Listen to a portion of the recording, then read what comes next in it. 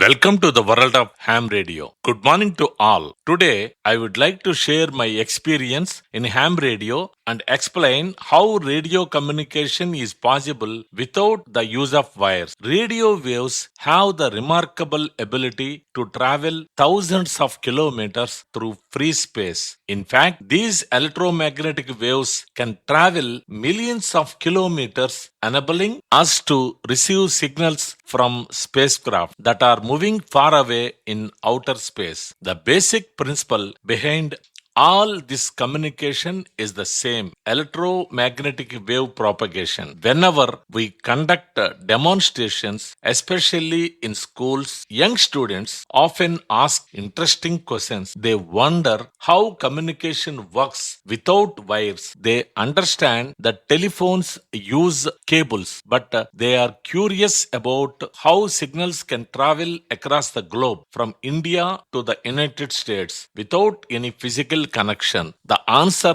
lies in electromagnetic waves. These waves travel at the speed of light, which is about 3 lakh kilometers per second. At this speed, a signal can travel the earth several times in just 1 second. That is why communication happens almost instantly without noticeable delay. Now, let us understand the science behind this. Above the earth, there are different layers of the ionosphere. The lowest layer is the troposphere, where all weather changes occur. Above it is the stratosphere, which is calm and stable. Above that lies the ionosphere, which plays a key role in long distance communication. The ionosphere is made up of different layers called the D, E, and F layers. These layers are charged by energy from the sun. Because of this, they can reflect radio waves back to Earth, allowing signals to travel long distances behind the origin. The D layer, which is closest to Earth, helps in short distance communication. The E and F layers are responsible for long distance communication even across continents. I would now like to share a real life experience from the year 1986 when a severe flood occurred in the Godavari River near Bhadrachalam. The situation was extremely serious. Water levels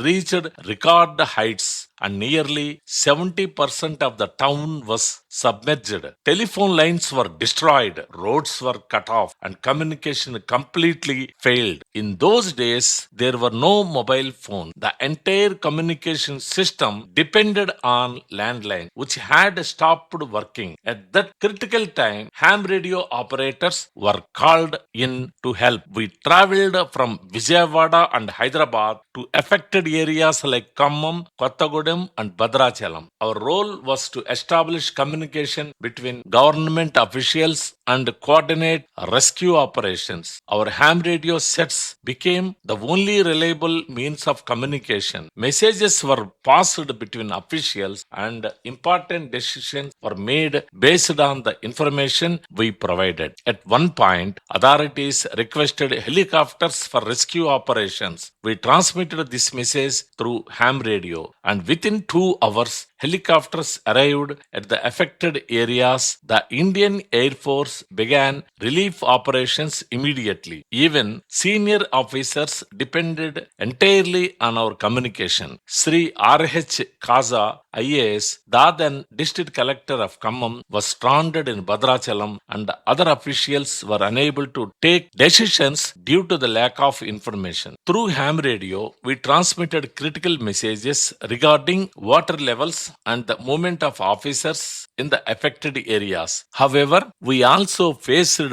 technical challenges. During the evening, the D layer of the ionosphere became weak due to reduced sunlight. These caused a problem called skip distance, where signals could not return to Earth properly. As a result, short distance communication failed. All the state level officers were camped at Kottagudem to oversee the relief and rescue operation. Sri PVRK Prasad, IAS, principal secretary was personally camping there and actually monitoring and speeding up the operation. They were conducting regular reviews to ensure that the rescue efforts were carried out smoothly and effectively. One day during this period, while they were seriously engaged in discussions on the rescue operations, I was called into the conference hall. They asked me to obtain information on three important points. Point number one, whether the Kottagudem sub-collector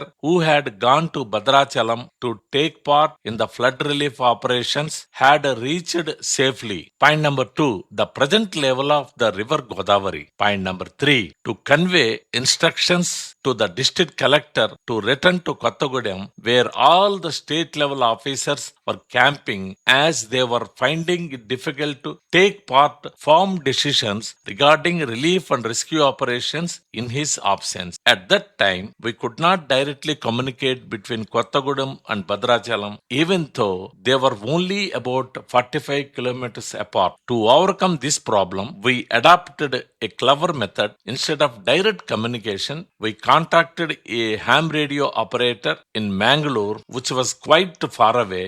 Surprisingly, long distance communication was still possible. The Mangalore operator then relayed our messages to Bhadrachalam. In this way, we successfully transmitted all the important information through a relay station. This clearly demonstrated the strength and flexibility of ham radio communication. For about 17 days, we continued our service under very difficult conditions. Our efforts were appreciated by both government officials and the public. It was a proud moment for all of us as ham radio operators. This experience taught me that ham radio is not just a hobby, it is a lifeline during emergencies. With the proper knowledge and dedication, we can truly serve the nation in times of emergencies. With this, I conclude my experience. 73 and best wishes. Thank you. Namaste.